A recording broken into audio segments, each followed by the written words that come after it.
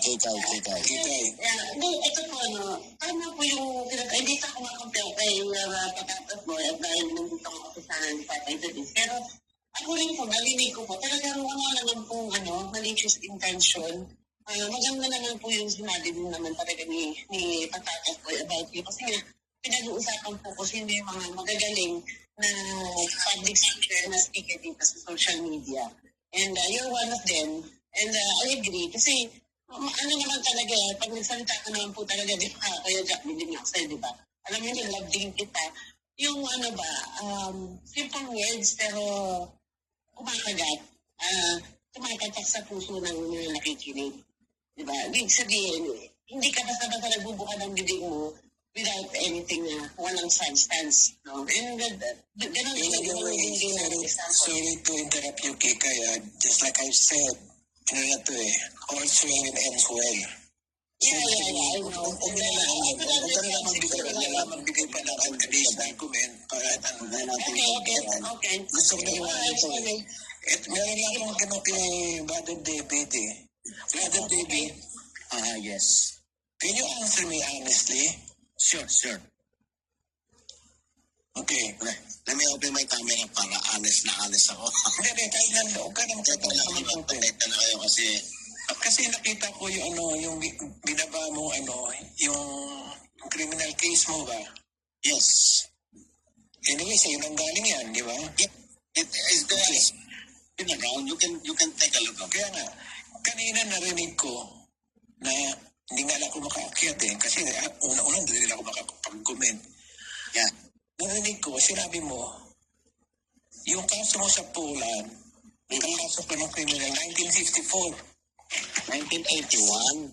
1981 na-release yung criminal na yun. 1981 yun, the date of birth ay 91 is 1954. Sinabi mo, nagkakaso ka 1954.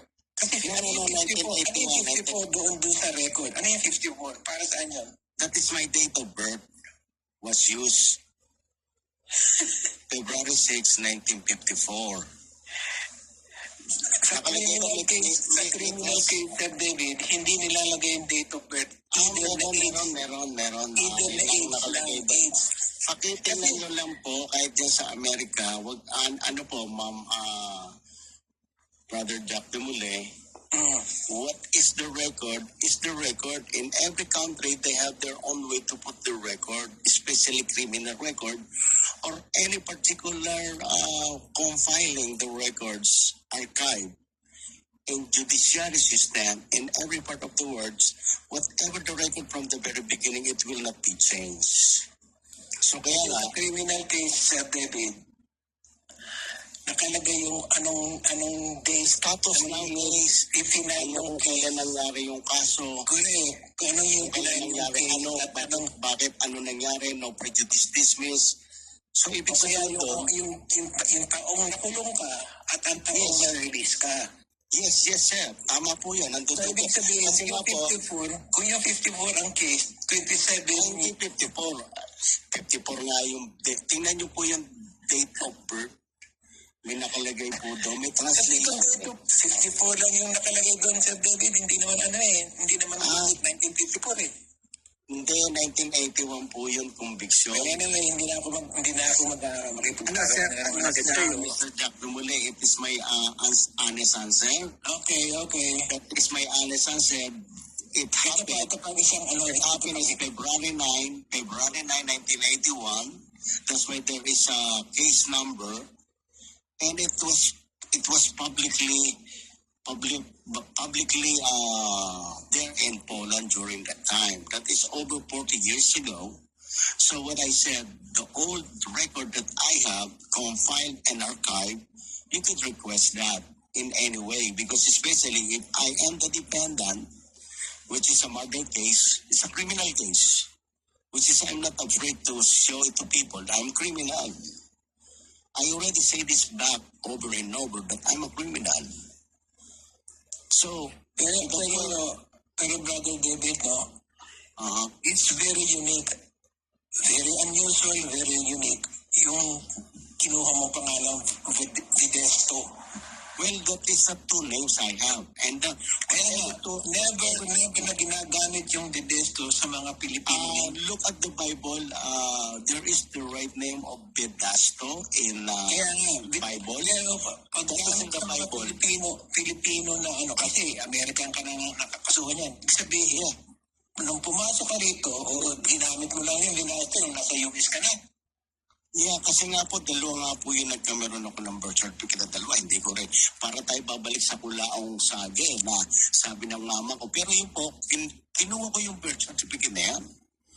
At ngayon nga, sa pangalan yan, Bedesto David Lema Ilagan, tinanggal yung Bedesto kasi, but if you will look, where is that Bible? Bedesto is in the Bible. That it was my mother, my parents took that name from the Bible, I believe, because Bedesto. And during my So, ibig sabihin na, Brother David, dalawang birth year mo, 1951 at 1954? 96 and 1954, and which is I did not deny about that. And now I am using is the 1961. What is in my driver license and my passport, I fixed that already through the court. At ginagamit ko 1961. I'm not trying to hide anything here.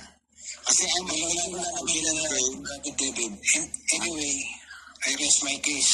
Thank you so much. Yes. At ako'y bababa na, Yes. tayo sa taas. Thank you so much. Maraming salamat sa Brother David, Kikikay at Patatos Boy, ganun din. Maraming salamat. At doon po sa mga tao sa pasensya na po kayo, pasensya na po kayo sa pag-iimaw sa channel nyo. Walang problema, Brother Jack. Maraming salamat, Brother David. Thank you, Brother Jack. You have a good day. You too. Yeah, thank you so much. Yeah.